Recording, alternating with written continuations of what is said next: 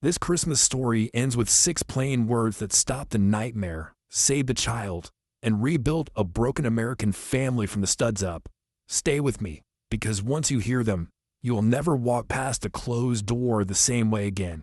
If you believe real love needs strong boundaries, tap subscribe like you're locking your own front door. So the next time life knocks with a twist like this, you're ready. I showed up unannounced at my son's house on Christmas Eve and found my granddaughter shivering outside while the party raged in the warmth. Savannah winters don't usually carry a northern bite, but that Christmas Eve the air had a glass edge. Wind slipped off the river and cut through Jones Street like a rumor nobody wanted to hear. The oaks bowed a little.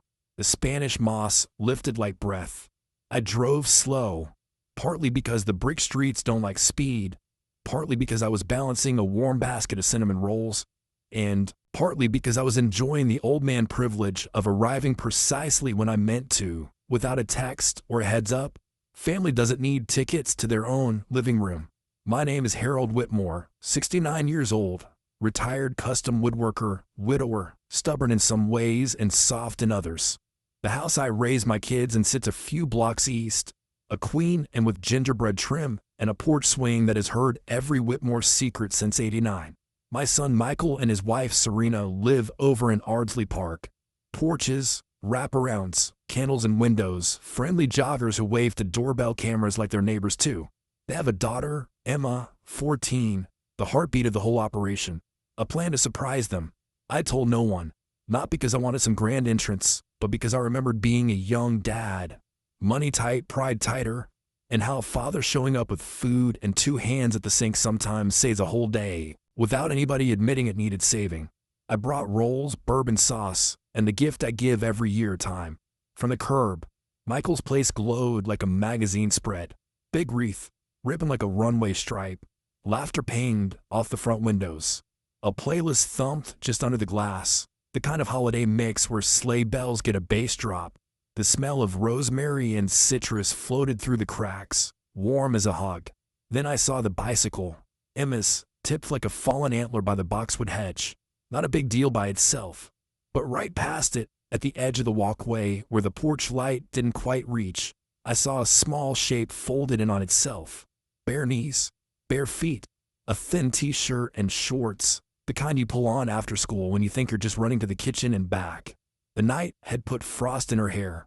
I set the basket on the steps. "Emma," I said, not too loud because fear breaks easy. "Sweetheart." Her head lifted. Her teeth were knocking like a wind chime. "Grandpa," she said, and the word shook like it had gotten cold too. I took off my coat and wrapped her in it before she finished a second syllable. Her skin was ice. "Up we go," I said, and I picked her up the way you pick up a board you respect. Firm, close, no wasted motion. She was stiff as a ruler. "What are you doing out here?" I asked, stepping onto the porch. I already knew the answer, but I needed to hear her say it, because the truth spoken has weight.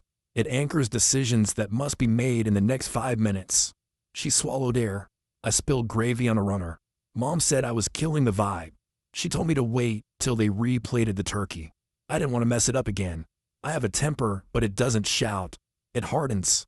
It sets like a clamp you twist until the wood listens.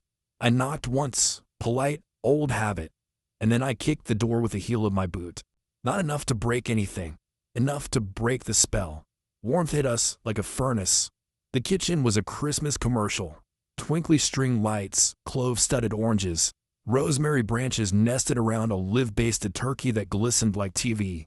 There were a dozen people in sweaters, photographing the bird like it would pay their mortgage. Phones were up. Drinks were up. The music turned itself into confidence. "Oh my gosh, Harold," someone chirped. "Surprise. Hey, Mr. Whitmore, get in here." Another voice called, the bonhomie of folks who mean well, but haven't yet looked at my arms and the child inside them. I didn't wave. I didn't smile. I carried Emma straight to the living room, right up to the fireplace. I took the throw blanket from the armchair, the one Serena keeps for texture on Instagram, and wrapped it around Emma like it was designed for function. "Feet by the fire," I said. Hands under the blanket. Sip the air slow. Her eyes locked on the flames the way eyes lock on hope. I rubbed her feet through the blanket until they softened from stone to flesh. I could feel the heat creeping back in steps like Grace. Behind me, Dad. That was Michael, cheeks flushed, a Santa apron tied over a holiday button-down.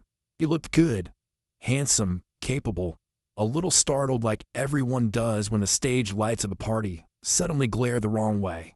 "What's going on?" he asked. I didn't look away from Emma. "What's going on?" I said, as her daughter was outside, barefoot, freezing. The room inhaled. Someone let a nervous giggle out of its cage, and it darted around the ceiling. Serena had drifted out of the kitchen in a sequin dress with a wine glass filled to the meniscus. She has hosting talent, born organizer, good with color, better with anticipation, skills that can run a home like a cruise ship if the captain remembers it's not a show. She smiled the way Southerners sometimes do when they hope the conversation will take a more flattering exit ramp. "She'll be fine," she said, and this she was technically Emma, but the sentence was for the audience. She needed some air. "It's 32 degrees, I said.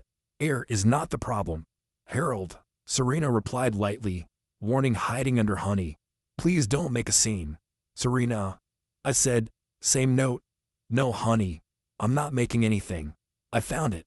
Michael took a step closer, looked at Emma, then at me. The kind of look sons give their fathers when a brain races through excuses and lands on the only square worth standing on: truth. "Emma," he said, kneeling, "why were you outside?" She didn't answer him. She pulled the blanket tighter and stared at the fire. That silence told me everything I needed to know about how lately she'd felt heard.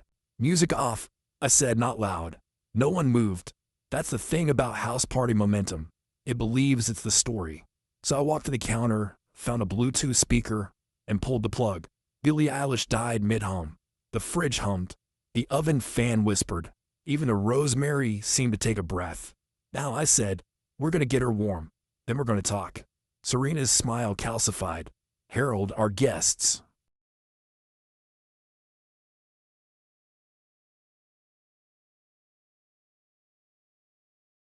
"The ones who stay," I said, "will eat. The ones who go will remember they were here when a family did the right thing." I went to the stove, warmed milk, whisked cocoa. Whisking is a prayer if you do it steady. Across the kitchen, I heard Serena whisper to Michael, "Your father just took over our Christmas." I didn't turn. "I'll take over every single time a child is freezing," I said, almost conversational. "You're welcome." I brought the mug to Emma. Small sips. Let it be hot where it needs to be.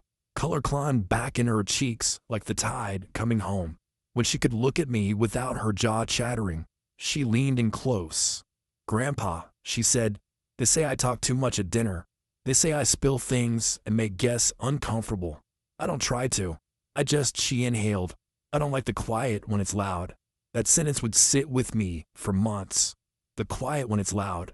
Anyone who's lived inside a family that loves appearances knows exactly what that means. I stood up. "Michael, study. Now." He came because he knew the tone. Serena followed because she didn't want to cede any room that had walls and doors.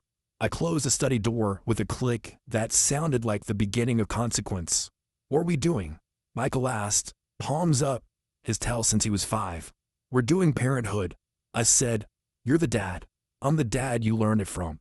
We're going to remember out loud what matters." Serena tilted her chin the way people do when they'd rather argue than listen. "You're not going to ruin our night over a coat." "It's not about a coat," I said evenly. "It's about rank." She blinked. "Excuse me. Rank," I repeated. "In this house, what outranks what? I'm going to say 6 words, and if you learn them, your life will get better. If you don't, everything will keep looking gorgeous while the parts that matter crack." I let the silence stretch until the room leaned in. Then I said them. The words I wish somebody had tattooed on my heart 30 years ago. The words that arrived like they'd been waiting under the floorboards for the right knock. A warm child outranks a perfect party. Serena's face went pale, and not because she was guilty, though she was, but because those 6 words took the oxygen from the wrong fire and fed the right one. Michael looked like a man who just heard his name in the only place that mattered. "You think I don't know about perfect?" I said, softer now. "I ran a woodworking shop for 40 years. I've carried tables into houses like this where people were afraid to set a glass down. You know what makes a table worth a damn? Not the finish, the joinery, the parts you don't see that keep the thing from racking under real life. Serena stared at the carpet. I wanted it to be nice. I get it, I said, but you made nice the boss. Tonight, nice fired its own family. Michael's voice cracked. Dad, I didn't know she was outside. I was basting and… You're the father, I said, kind but firm. It's your payroll. Safety is your first hire of the night. He nodded. It wasn't offensive. It was a nod a man gives when a truth lands and picks up a hammer. Serena went for one last skirmish. People are watching, she said, meaning the guests, the phones, the scroll tomorrow morning, the likes, the quiet currency of attention she'd learned to spend like rent. I shook my head. They can watch a family do a hard thing right, or they can go home and talk about it. Either way, we're going to be the kind of house that rescues its own. I pulled my phone from my pocket. Doorbell camera caught Emma on the curb. The neighbor's cam caught it too. 2 doors down, the one you wave at every morning. I'm not threatening you with public shame, Serena. I'm telling you there's evidence if we need it. But I don't want gotcha. I want growth. Serena's shoulders sagged. She stared at the framed photo of Michael and Emma at Tybee, grinning with wind in their hair, foam swallowing their ankles. Makeup and sparkle looked small next to a picture where somebody is really alive. What do we do? She asked, almost a whisper. There it was. The bravest sentence a grown-up learns. We start with now, I said. We cancel the performance. We feed the people who stay. And we sit with Emma while she warms up without talking over her. Tomorrow, we buy what she needs to never be cold like that again. Next week, you and Michael start family counseling. You put your phones in a drawer during dinner for a month. You practice showing up even when the table runner isn't straight. And when you forget, and here I pointed to the space between us like I could nail the words to the air, you say the 6 words and you start again. Michael nodded first. Yes, he said. I mean it. Serena closed her eyes. A long breath left a decade of patterns. Okay, she said. We'll do it. We stepped back into the living room together. The room wasn't an audience anymore. It was a group of people glad to be human. Someone had already turned the music down to nothing. Someone else had found extra blankets and put them by the hearth. The turkey looked less like a trophy now and more like supper. Michael knelt by his daughter. I'm sorry, kiddo, he said, voice muddy with sincerity. I forgot what matters. Serena lowered herself beside them, sequins whispering against the rug. I'm sorry too, she said. I care more about the table than the people at it. Emma blinked at them both, then at me. She didn't say anything extravagant. She just nodded and kept her feet close to the fire. Some yes are bigger than cheers. The party shifted shape. We made plates and ate sitting on the floor on the stairs at the edge of the hearth. The good china stayed in the hutch and nobody died. Someone turned on Billie Holiday low enough to be a wallpaper heartbeat. We laughed at nothing. We'll let the pauses be soft and true. Emma talked about school, about a book, about a joke a teacher told, and nobody shushed her. Every word she spoke turned the house warmer. Around 11, I took the mugs to the sink and washed them with the slow dignity dishes deserve. Michael joined me with a towel. Dad, he said, thank you for kicking the door. I handed him a mug. Thank me tomorrow, I said. Thanks is a verb. Tomorrow, he said, nodding. Gloves, boots, coat, counseling. Tomorrow, I agreed. At midnight, I tucked Emma in the guest room because she asked and because I didn't trust momentum, yet even with the house so quiet. She grabbed my sleeve. Grandpa. Yeah, kiddo. You said 6 words, and Mom looked like a statue melting, she said. How do you know those were the words? Because I needed them once, I said. And someone said them to me. Your dad. My dad. I told her, and a whole film strip unspooled in my head. A winter rain, a coat slipped onto my shoulders, the way love sometimes sounds like a rule and sometimes like a rescue. Sleep. She did. I sat in the armchair by the window and watched the square go still. The oak stood like old men around a story. Somewhere down the block a porch light clicked off. Farther off, the riverside its big, slow breath. In the study, the 6 words kept echoing, not as a victory, but as a vow. Tomorrow would require proof. The day after that would too. But tonight, we'd turn the house back into a home. Not bad for an old man with a basket of rolls and a left boot that still remembers how to knock. I must have dozed. Near 2 a.m., I heard the soft creak of stairs and saw Serena in the doorway. Makeup wiped, hair in a knot, a throw blanket around her shoulders. She stood there like someone waiting to ask permission to sit at their own table. "Can I say something?" she asked. "You just did," I said, then patted the other chair. "She's Saturday. I'm sorry," she said. Not an "I got caught" way. And I forgot how to be a person way. When cameras are on, I know what to do. When a child is cold, my brain tries to make a brochure. "Your brain learned that somewhere," I said. "Now you're teaching it something else." She nodded. "Will you help us?" she asked. "Not to be perfect, to be whatever tonight was." "Warm," I said. "That's the word. Warm," she repeated, like a promise. And for once the house believed her. I walked her back to the stairs and watched her go up, slow, quiet, a person at home instead of a hostess on a set. The clock clicked toward morning. The tree lights hummed like bees. I whispered the 6 words again, not to win, but to remember. A warm child outranks a perfect party. Tomorrow we'd prove it with receipts, with boots and gloves, with a counselor's card on the fridge, with a drawer labeled "Phones sleep here from 6 to 8. Tonight, we'd start with sleep. And for the first time in a long time, the house led all of us. The house went still after midnight, but stillness didn't mean peace. From my spot in the armchair, I heard every creak in the old joists, every sigh of the Savannah wind against the windows. Emma slept under my coat in the guest room, but I stayed awake. Some nights a grandfather's job is to stay on watch even after the danger seems past.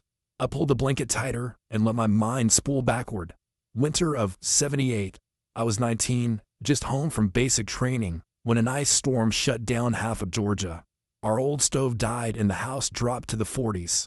My father, Leonard Whitmore, walked 5 miles through sleet to borrow a kerosene heater.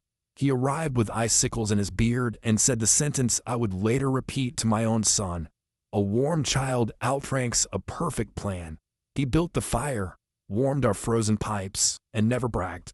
That night, I learned that a man's voice can be quiet and still be the loudest thing in the room. A soft knock on the parlor door pulled me back. Michael stepped in wearing an old sweatshirt and the look of someone who'd aged a year in one evening. He sat on the couch opposite me, elbows on his knees. "Dad," he said quietly. "I should have known. I heard the alarm when you opened the door, but I thought it was just guests." I let the silence hold for a count of 3. "You were hosting, not listening," I said. "That happens to all of us. The work is in catching it before it hurts somebody." He stared at his hands. "Serena and I, we've been trying to keep everything picture perfect. She thinks if people think we have it together, we will. That's not how glue works," I said. "You don't hold wood together by painting the outside." He gave a short, rueful laugh. "You always bring it back to wood." "It's what I know," I said. "And families." Michael leaned back, eyes on the dark ceiling beams. "I don't want Emma to remember her childhood as one big performance." "Then show her something else," I said.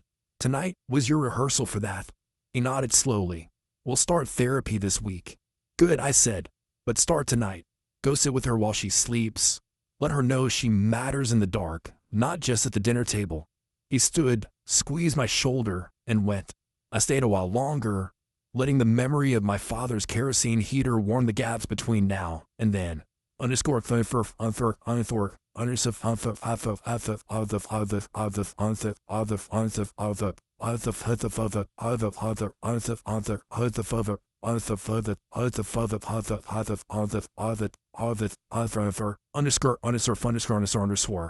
few minutes later, a soft sound at the front door caught my ear.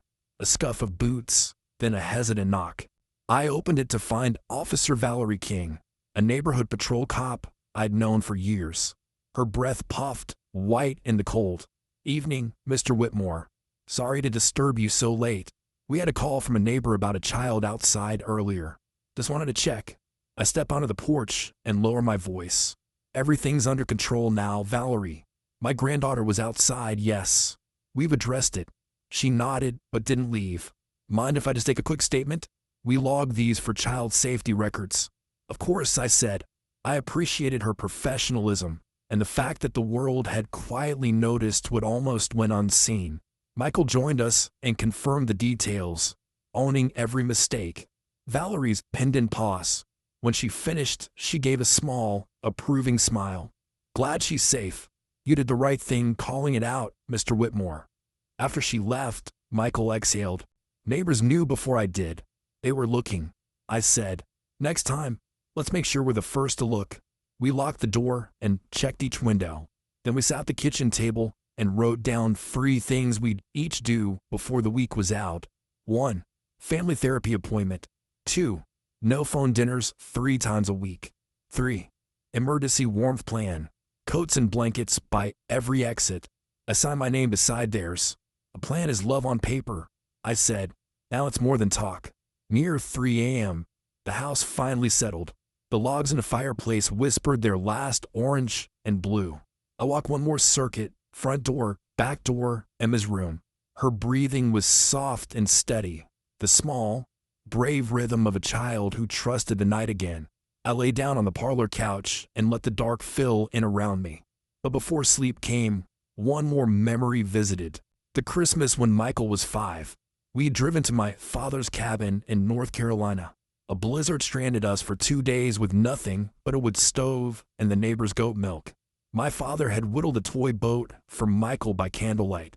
That boat still sits on a shelf in my shop, sails patched with tape from every storm we survived. I promised myself to hand it to Emma one day, with the story of how a family's real wealth is the warmth it passes forward. I closed my eyes. Tomorrow would bring its own hard conversations, and I hoped softer ones too. I woke just before dawn, the way old carpenters do, at the exact minute the house breathes out. A thin gray light sat on the window sills like folded paper. The air tasted like cold oranges and would smoke. Somewhere a mockingbird tried a few notes and then gave up, deciding sunrise. Wasn't quite ready. In the kitchen, the coffee maker clicked on by itself. Michael's timer, faithful even when the people weren't. I poured 2 mugs and carried one to the hallway where Serena stood, wrapped in a cardigan that wasn't meant for warmth but was trying anyway. Her hair was up. Her eyes were soft and puffy, the way eyes get after a long night of telling the truth to yourself. "True's coffee?" I asked. She gave a small smile. "Please." We sat at the kitchen table without fanfare. The party detritus had been cleaned, but not polished. A water ring stained the table where a coaster had missed its appointment. I liked it better that way. Houses should look like somebody lived there and loved there and sometimes cried there and kept going. I called my mother at 3 a.m. Serena said, fingers around the mug for heat. She told me when I was 7, she used to put me outside when I spilled or talked too much. To teach you manners, she said. I thought that was normal. Normal doesn't mean kind, I said, and old patterns are just habits that forgot to ask permission. She nodded, staring at nothing. When I was a teenager, I learned that if the room looked perfect, nothing bad could get in. Then I married a good man, and we had a wonderful kid, and the habit kept running even when it wasn't invited. I would have beat pass. You're not the first to confuse presentable with present, Serena, but you're the one who can end it. She looked at me then, really looked. I want it. Good, I said. Start with breakfast. She blinked. Breakfast, messy pancakes, I said. Drip as syrup. Loud forks. Laughing when someone drops a blueberry on the floor. Emma needs to see you choose warm over perfect before the day gets ideas of its own. Serena's smile for real, the kind that earns its way across a face. I can do that. Michael patted in, hair flat on one side, like a topographical map. Coffee? He asked, even as I slid him a steaming mug. We're making pancakes, Serena told him, and I saw relief wash through his shoulders like a tide coming home. Before the batter hit the griddle, the doorbell chimed.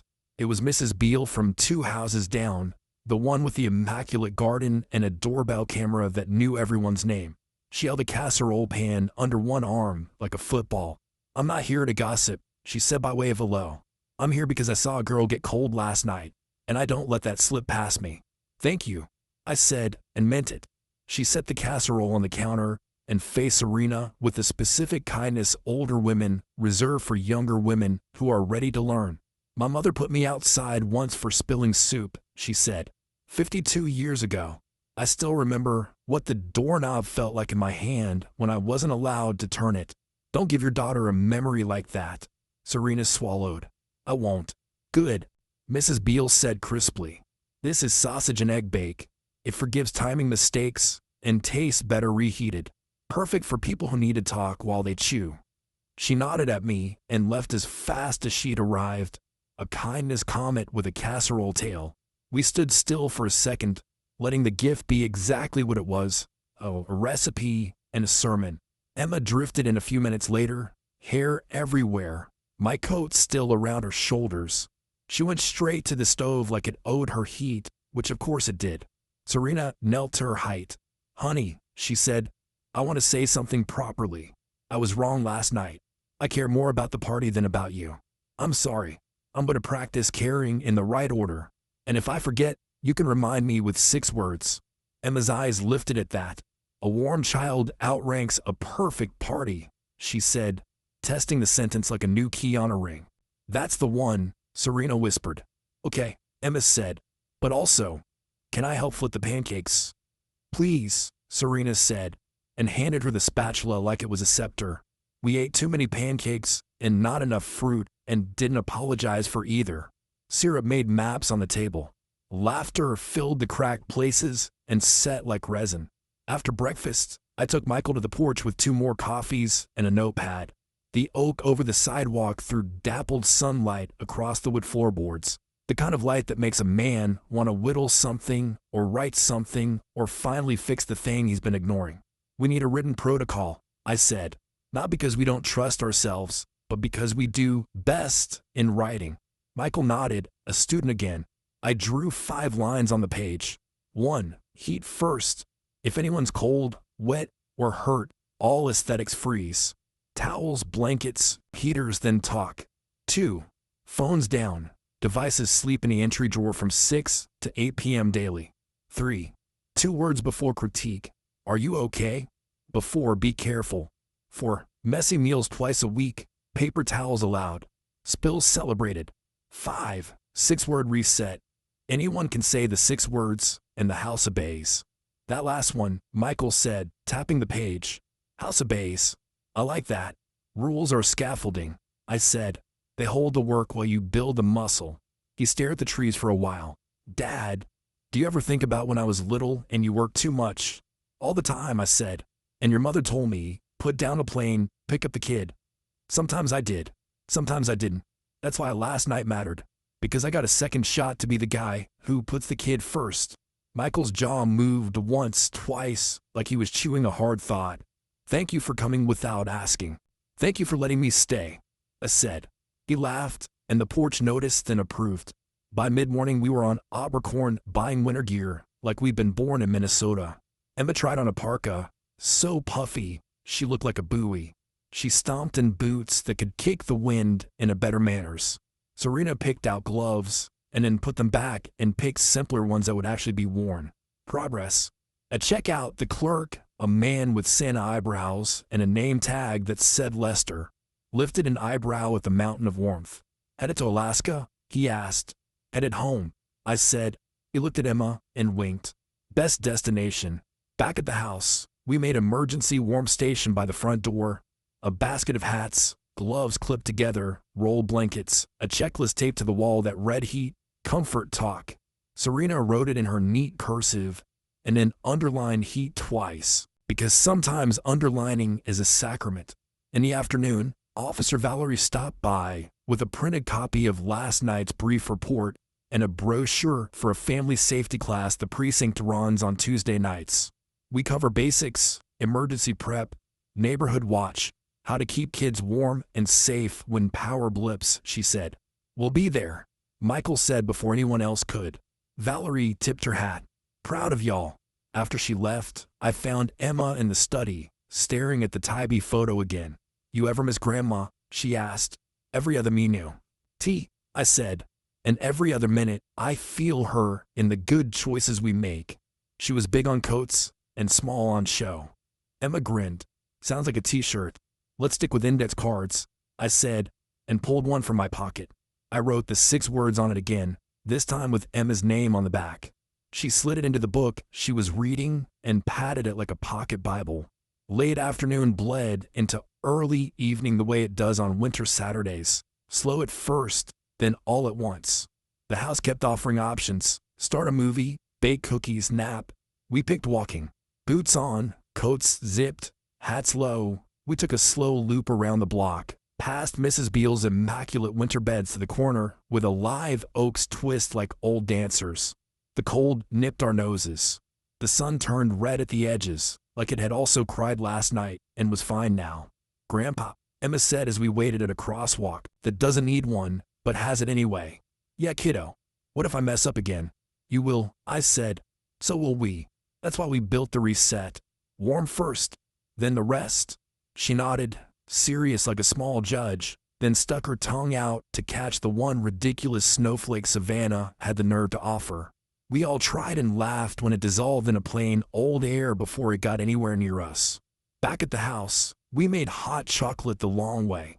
Serena stood beside me and whisked without rushing, letting the milk thicken until it wore a soft coat of its own. "Slow is a kind of love," she said. "You are learning the trade," I said. "Don't stop." As night returned, I wrote a letter to myself at the kitchen table, something I sometimes do when a day feels like a hinge. "Harold, you're not here to perform rescues. You are here to build scaffolds so they can rescue themselves. Ask before advising. Speak from your story. Keep the 6 words ready and the boots by the door." I folded it and slid it under the fruit bowl. Tomorrow me would find it and either roll his eyes or say amen. Both are acceptable. When sleep finally came, it felt earned by everyone. The house didn't hold its breath anymore. It breathed. The boards creaked like good jokes told by old friends. Before I drifted under, I heard Serena whisper to Michael in the dark. Not a confession this time, but a partnership. "Phone's in the drawer. 6 words on the fridge. Pancakes on Wednesdays." He answered with something I've been waiting for all day. "And if we forget, we start again." That's how the long night ended. Not with a speech, not with a spectacle, but with a blueprint written in voices soft enough to build with. Tomorrow would be Act 3. The day after, the counselor's office, the old workshop, the church steps, the neighbors who needed the same 6 words and didn't know it yet. But for now, the house rested, and so did we. Sunday morning came in clean and bright, the kind of winter light that makes even dust look honest. The house was already awake when I opened my eyes. Somewhere in the kitchen, Serena was humming without meaning to, a small tune that belonged to no playlist. I like that about mornings they tell on us. Emma patted down the hall in wool socks, boots parked by the door like guard dogs. She had my index card tucked under the elastic of her notebook, the 6 words peeking out like a banner. She waved it at me without a word. A salute. "Breakfast?" I asked. "Messy pancakes again," she said, hopeful. "Let's not tempt fate," I said. "We'll go with eggs and toast and a heroic amount of jam." We ate the way people eat after a storm. Quietly grateful, hungry without apology. Midway through the meal, Michael checked his watch, then looked at me. "Counselor at 11, he said. Serena wiped jam from Emma's chin with her thumb, then stared at her own hand like it had just remembered how to mother. "We're ready." The 3 of us, me, Michael, and Serena, drove to a small office near Duran Avenue where Dr. Charlene Moss rented 2 rooms above a bakery that smelled like Sundays used to. The waiting area had 2 chairs, a plant trying its best, and a poster of a tree whose roots were drawn bigger than its branches. I like that. People always want a green part. The real work is underground. Charlene met us with a handshake that had exactly the right pressure. "Whitmore family," she said, as if it were a single word. "Come in." We sat on soft chairs that made telling the truth less drafty. Charlene took a few notes, then glanced up with eyes that looked almost kind enough to trust. So she said, "Tell me the story you each brought with you." Serena went first. Words spilled, then slowed, then came right. "I grew up in a house where mess was a sin," she said. "Noise was a sin. Meeting was a sin. I learned to arrange my life like a showroom and then stand beside it smiling." She paused, and last night, I treated my daughter like a stain on a runner. Michael took the baton. "I grew up in a house that built things," he said, "not in my way. I know what real looks like. but sometimes I still chase pretty. Last night, I wasn't listening. I was basting an idea instead of seeing my kid. Charlene turned to me. And you? I grew up in a house where warmth wasn't optional, I said. My father would spend his last dollar on kerosene and not mention it. But I worked too much when Michael was little. My wife had to tell me to put down the plane and pick up the child. Sometimes I did. Sometimes I didn't. Last night, I remembered who I meant to be. Charlene nodded. Just once. Approval without flattery. Good, she said. You're all telling the truth without theatrics. That's a strong start. She uncapped a pen and drew a small triangle on her notepad. Here's a simple picture. Every family has 3 priorities fighting for first place. Image, comfort, connection. Which one has been in charge? Serena's mouth twisted. Image. Michael sighed. Comfort a close second. I pointed at the last one. Connection needs the promotion. Exactly, Charlene said. She wrote the 6 words at the top of the page in careful block letters. This sentence is a connection policy. It's a reset. But policies need practices. She drew 5 bullet points and waited for us to fill them. We did, almost the exact list Michael and I wrote on the porch. Heat first. Phones down. Are you okay before be careful. Messing meals. 6-word reset with house obedience. Charlene smiled at that last line. House obedience, she said. I like it. Ritualize it then. Put on a fridge. Say it out loud, even when everything's fine, so your nervous systems know what normal sounds like. She had us rehearse.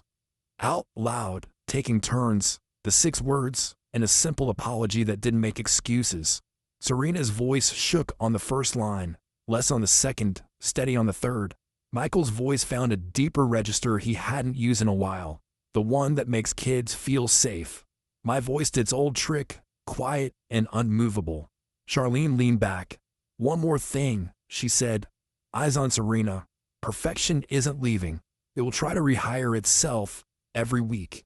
When you feel the itch to curate instead of care, do one kind thing that ruins the photo and saves the moment.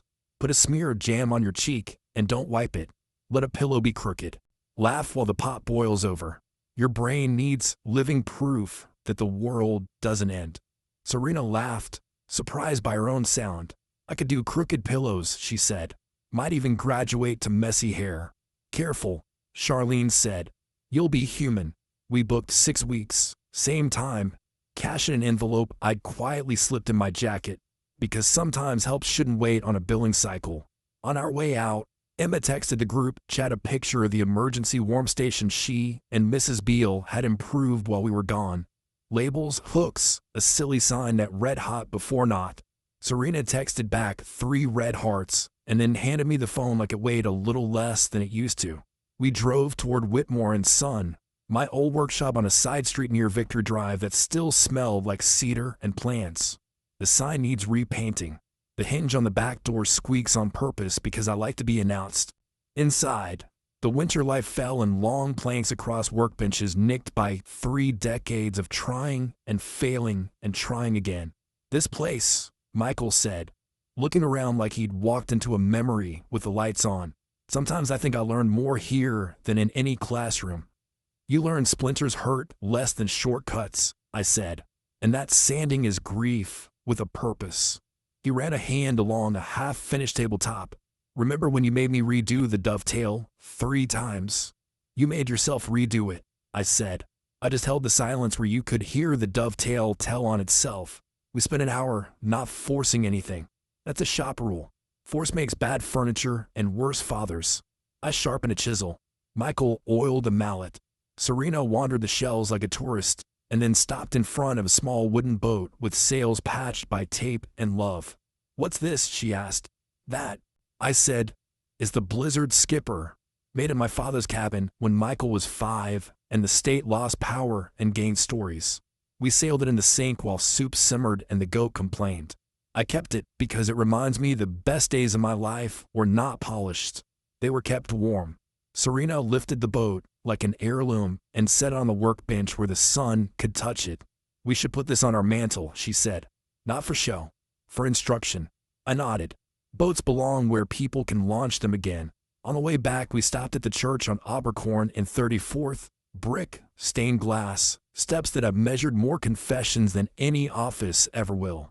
The pastor, Reverend Gaines, is a friend, the kind of man who knows how to be present without being in the way. He was on the steps, talking to a young dad, trying to wrangle a toddler into a jacket. The kid was losing gloriously. The dad looked at us with the eyes of a man, surrounded by witnesses and short on dignity. "You're doing fine," I called. "Zippers are just tiny puzzles." He laughed, the toddler triumphant as the zipper surrendered. Serena watched the scene the way people watch a miracle no one sells tickets for. "I've been making jackets into tests," she said softly. "I could make them into games." "Put a sticker on the coat rack," I said. "First prize for trying." Inside, we lit a candle not for a tragedy, but for a decision. Reverend Gaines put a hand on Michael's shoulder and one on Serena's and looked at me like we all belonged to the same long line. "Warm first," he said, as if he'd been in my study last night when the sentence landed. "You heard?" I asked. He smiled. "Good news travels." Back home the afternoon stretched and yawned and rolled over. We could have let the day be pleasant, and pleasant would have been a mercy. But redemption is noisy. It likes instruments. So I called two neighbors, the young dad with the jacket victory and Mrs. Beale, and invited them over for leftovers done loud. No centerpieces, no place cards. We set out turkey and rolls and pickles and jam on the kitchen island and told people to build sandwiches like engineers. Kids ran. Adults leaned. Someone told a story that had no point, and that was its point. At one moment Emma knocked over a cup of cider. I saw her whole body steel for impact. Serena reached across the table and did not gasp. She put a napkin over the spill and pressed. "There," she said. The table was thirsty. Emma laughed so hard she snorted, then clamped her hands over her mouth like laughter might be against code. "Keep going," I said. That sound could fix a floor. When the plates were empty and the house felt like a chest after a good cry. Light, used, ready. We sat on the living room rug and played a game Emma invented called Warm Winds. Rules were simple. Tell about a time you chose warm over perfect this week. If you didn't have one, you made a plan. No points, no timer, just stories. Mrs. Beale went first. I let my granddaughter frost the cupcakes and didn't scrape any of them even when the frosting looked like thunderclouds.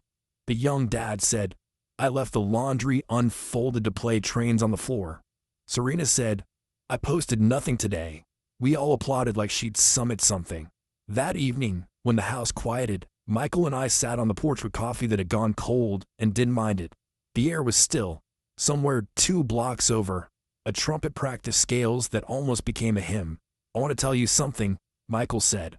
"When I was 8, you were late to my school concert because of a delivery gone wrong. Mom tried to stall the teacher, but they started without you. I played my part and kept looking at the door. Then you appeared in the back, sawdust still on your jacket, and you held up a sign you'd scribbled on a shipping sticker. 'I'm here. I haven't forgotten.' 'I haven't either,' I said. 'I'm sorry I made you look at the door so long.' He nodded. 'You showed up. That sign lived in my head last night when you kicked the door.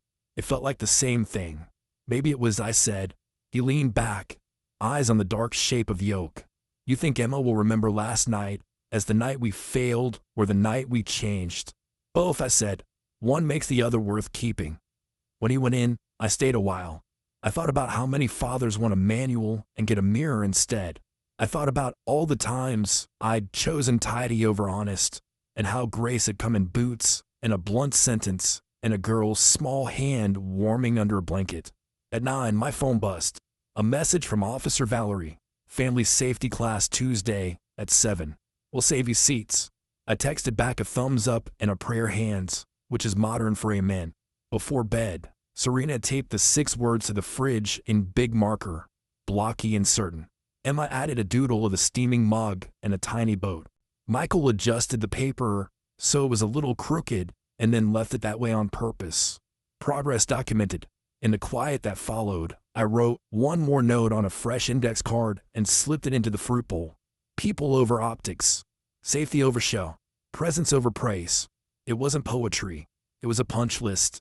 The day ended the way good days do. Without fireworks, with a list on the counter and boots by the door, and a house that would rather be true than admired. Tomorrow would bring bills and work, and someone forgetting the plan and someone else remembering it. But we had our sentence, we had our scaffolding, and we had each other. That's how you build a year that outlasts a night. I turned out the lights, and the house kept its promise to be a home. By Monday morning, the house smelled of coffee and sawdust instead of party favors. That's what happens when truth has a full night's sleep. Still, every sunrise after a storm comes with a quiet question. Will we live the promise we made, or will yesterday fade like a Christmas candle? Michael was the first to test it. I heard the click of his phone at 6:05 a.m., a reflex scroll to email. Then I heard the drawer open and the phone slide back in with a deliberate scrape. He caught my eye and gave sheepish thumbs up. A small victory, but I counted it like money in the bank. At breakfast, Serena cooked oatmeal. No garnish, no photo. She set bowls down while still wearing her robe, which might sound small until you know her history with mirrors.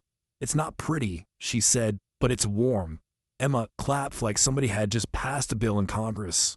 Later that day, I joined Emma on the porch swing. The December sun was pale but honest. She rested her head on my shoulder and said, "Grandpa, you really think one sentence can keep a family from messing up?" "One sentence can't," I said, "but the way we live it can." She tilted her head. "Then we have to live it every day." "That's the whole plan," I said. 2 evenings later, we sat in a small classroom at the precinct for Family Safety Night. Officer Valerie welcomed us with the grin of someone who sees more emergencies than happy endings and loves catching one in progress.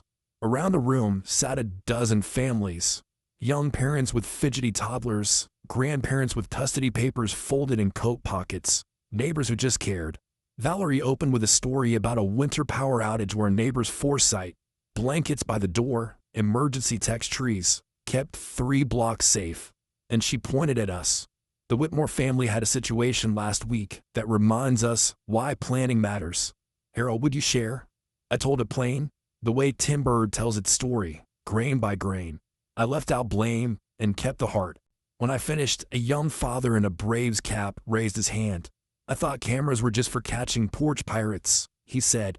"Didn't know they could save a kid." "Sometimes the camera just tells the truth faster than people can," I said. "But you still need the courage to act on what you see." An older woman in a bright scarf leaned forward. "What were the 6 words again?" I said them. "A warm child outranks a perfect party." The room repeated them back, like a pledge. Valerie wrote the sentence on the whiteboard and underlined it twice. "That," she said, "is better than any checklist I could hand you." Messy proof. The following week brought the kind of small setbacks that prove whether a family's change is a headline or a habit. On Tuesday, Serena forgot and set the table like a magazine cover. Emma noticed first. "Mom," she said gently, "we forgot the crooked pillow." Serena laughed, tossed a napkin off center, and winked. Reset complete. On Thursday, Michael arrived late for dinner, work stress scribbled on his face. He reached for his phone mid-meal. Emma tapped the 6-word card stuck to the fridge. He put the phone away and kissed her hair. No lecture, no scene, just a course correction. By the second weekend, the index card had company. Emma started a whole row of them. Kind over quick. Listen before list. Presence Beats presents. Serena added one her own. Spills welcome. Stories required. Neighbors began to notice the different rhythm. Mrs. Beale dropped by with muffins that refused to line up and told Serena she'd started crooked pillow nights at her house. The young dad from the church steps reported that his toddler now announces "warm first" whenever anyone grabs a phone during dinner. Change had left our address and was renting space all over the block. One chilly Saturday, I invited the family to my old wood shop. Michael and I kept it swept but underused since retirement. "Let's build something that remembers," I said. We chose a cedar hope chest, big enough to hold blankets, index cards, and maybe a few hard winters. Emma helped plane the boards, the curls of fragrant wood stacking like cinnamon rolls. Serena sanded until her shoulders burned and smiled through it. Michael cut dovetails with patient strokes, a rhythm that forgives mistakes by giving you another cut. While we worked, I told stories of my father's kerosene heater and the blizzard skipper boat. Serena told stories of her mother, finally admitting she wished she'd been gentler. Emma told stories she was still living, about school plays and neighbor cats, and the way cocoa tastes better at midnight. By evening we had a chest solid enough to outlast opinions. We branded the lid with a soldering iron, warm first. Below it we etched our 6-word sentence, the letters deep enough to catch shadows, even when the lights were low. We carried it home and set it in the living room. Inside went blankets, spare coats, and the first stack of warm before perfect index cards. It wasn't just furniture. It was a manifesto with hinges. As February thinned into March, the cold softened, but our new habits didn't. We still had our share of off days. Emma caught a stomach bug. Michael lost a big contract, but even stress. Wore a different coat. We remembered to ask, "Are you okay?" But we'll be careful. We left dishes when laughter ran long. We closed laptops at 6, even when emails yelped. One evening over tea, Serena suggested, "Let's host a spring gathering. No RSVPs, no decor plan. Just an open house to thank the neighbors and friends who helped turn our night around." Michael raised an eyebrow. "You sure? That's a lot of uncontrolled variables." "That's the point," she said. "I want to celebrate the mess." I nodded. "April will do. The oaks will have new leaves and enough pollen to keep everybody humble." Serena smiled. "We'll call it the warm porch supper." Emma clapped. "Can we make crooked cakes?" "Absolutely," Serena said. Crooked is now a food group. We set the day for the first Saturday in April and invited everyone with a simple line on hand-delivered cards. "Come as you are. Bring a story of choosing warmth over perfection." People came in layers, shedding jackets, and the need for perfection as they crossed the threshold. Mrs. Beale carried a casserole that sloshed like a friendly tide. The young dad with the champion zipper brought a banjo, and a toddler who was now an expert at yelling "warm first" at exactly the right moments. Officer Valerie arrived with 2 pies and a grin. Even Reverend Gaines showed up, saying he wanted to see a sermon that didn't need pews. Inside, no one fussed about where to sit. Emma organized a crooked cake station on the kitchen island. Kids squeezed frosting tubes like artists without rulers. Adults built sandwiches tall enough to fail gravity. Laughter filled every seam of the house. During a lull, Michael cleared his throat. "Can I have everyone's attention for a quick story?" he asked. Conversations softened to a hum. He told the tale of Christmas Eve, the cold, the curb, the 6 words that had rearranged a family. He spoke plainly. No heroics, just the kind of truth that stays put when the party ends. When he finished, Serena stepped forward with the cedar chest we'd built. "This is our family's new hearth," she said. "Inside are blankets, coats, and cards with lessons we're still learning. We're leaving it open tonight. Take a card, add a card, or just warm your hands on the wood." People lined up. Some wrote new phrases on index cards, kind before clever, ask before assume, hugs beat hashtags. Emma taped each one to the inside of the lid until the chest looked like a quilt of wisdom. Reverend Gaines read one aloud. "Noise means life is happening." He chuckled. "That one will preach." As twilight deepened, I noticed Valerie speaking quietly with a young couple near the porch rail. Later she told me they'd lost a child to cold once, years ago, and hadn't found words until tonight. "Your story," she said, "gave them a place to start. That right there was worth every mile I'd driven and every hard sentence I'd spoken." When the last dish was rinsed and the banjo packed away, Serena joined me on the porch swing. "You know," she said, "I used to think a perfect gathering was when nothing spilled. Tonight, I watched a toddler dump cider on the floor and felt happy." "That's called progress," I said. Michael came out with Emma, who carried the Blizzard skipper boat. "We want to launch this," he said. We walked to the small garden pond. Emma set the boat in the water and gave a push. The tiny sail caught the evening breeze and glided across the pond, a memory and a prophecy at once. Weeks stretched into months. Summer thundered in with its own mess, pop-up storms, melted ice cream, and a kind of heat that makes even arguments lazy. Through it all, the 6 words stayed on the fridge, sun faded but unshaken.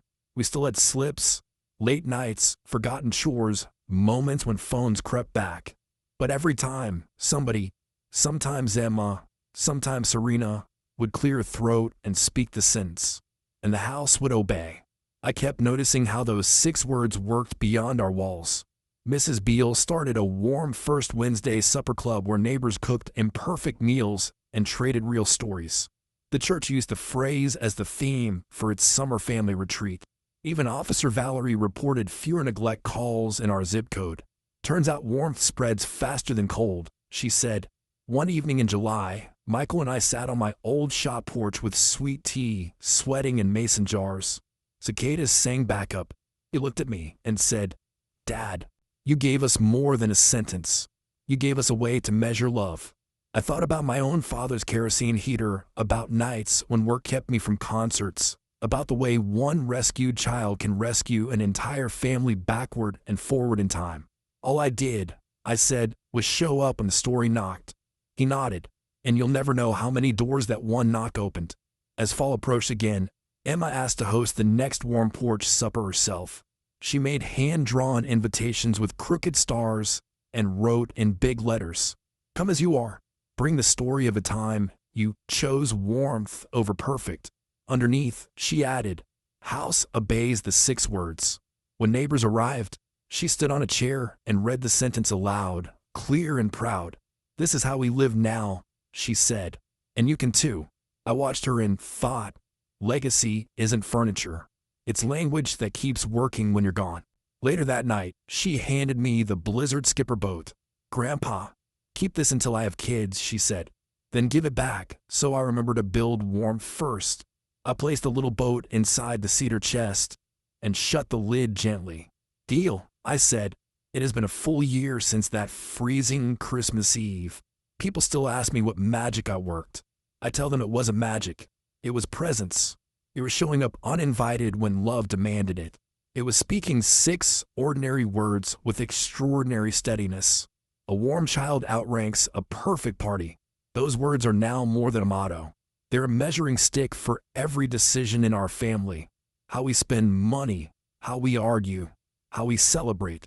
They remind us that people outrank optics, safety outranks show, presence outranks praise. If you take one thing from the story, let it be this: show up. Knock. Kick the door if you have to. Wrap your coat around the person who needs it more. Cancel the performance. Start the conversation. And when life tempts you to choose appearances over love, speak the 6 words and start again. If this story moved you, share it with someone who might need a nudge to choose warm over perfect. And before you go, tap subscribe and turn on notifications, because the next true story might save a moment in your life the way this one saved ours.